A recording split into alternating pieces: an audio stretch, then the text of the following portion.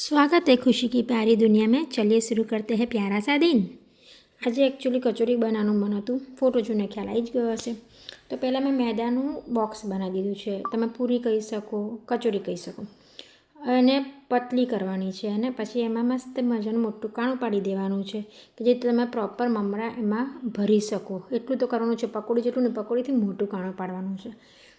કારણ કે આ એકચ્યુઅલી ખાવામાં એટલી ટેમ્પટિંગ લાગે છે ને કે દર અઠવાડિયે મારા ઘરે બનતી હશે. એમાં મસ્ત મજાની ચટણીઓ એડ કરવાની છે, લસણની, ધાણાની ચટણી.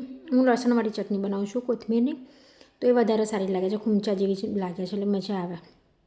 લસણની ચટણી એડ કરવાની છે અને ગોળ આમલીની ચટણી એડ કરવાની છે, જેને તમે કહેતા હશો મીઠી ચટણી. પછી બધું સલાડ એડ કરવાનું છે. મેક્સિમમ હું સલાડ વધારે એડ કરું છું કારણ કે મારા હસબન્ડને સલાડ બહુ જ ભાવે છે. એટલે એમાં ડુંગળી, ટામેટાં, દાડમ અને કોથમીર. અને હા, મસ્ટ કાચી કેરી. કાચી કેરી એકચ્યુઅલી ઉનાળામાં સ્ટોર કરી દઉં છું. તો કાચી કેરી હું પાપડી ચાટ હોય કે ભેળ હોય, ચવાણું નોર્મલી ખાતી હોઉં તો ચવાણામાં પણ ડુંગળી, ટામેટાં અને કાચી કેરી નાખીને ખાઉં છું.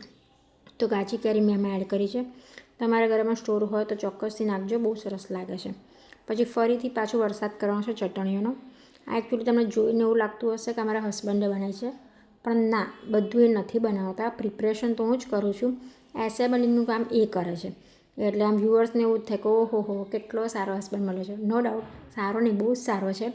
મોસ્ટલી મને બધામાં હેલ્પ કરે છે. તો તમે જોઈ શકો છો કે એને સજાવટ એટલી સરસ કરી છે કે અમારી ભેળ કચોરી તૈયાર છે. તો લાઈક કરજો, શેર કરજો, સબસ્ક્રાઈબ કરજો. Thank you everyone.